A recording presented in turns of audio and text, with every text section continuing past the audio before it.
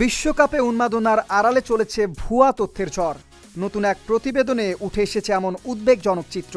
শতাধিক বিভ্রান্তিকর তথ্যের মধ্যে সবচেয়ে বেশি ছিল আর্জেন্টিনা ও লিওনেল মেসিকে কেন্দ্র করে। সদ্য শেষ হওয়া ফিফা বিশ্বকাপ ফুটবল নিয়ে তথ্য বিশ্লেষণ করে রিউমার স্ক্যানার শনাক্ত করেছে মোট 113টি ভুল তথ্য। এর বড় অংশই ছড়িয়ে পড়েছে সামাজিক যোগাযোগ মাধ্যমে। পাশাপাশি দেশের 78টি গণমাধ্যম 22টি ঘটনাকে ঘিরে মোট 143টি ভুল প্রতিবেদন প্রকাশ করেছে।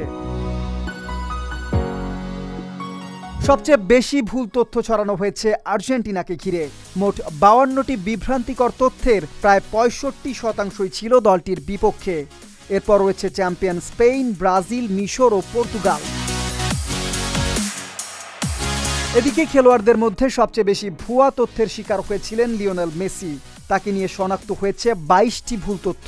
এরপর রয়েছে লামিন ইয়ামাল, নেইমার জুনিয়র এবং ক্রিশ্চিয়ানো রোনালদো।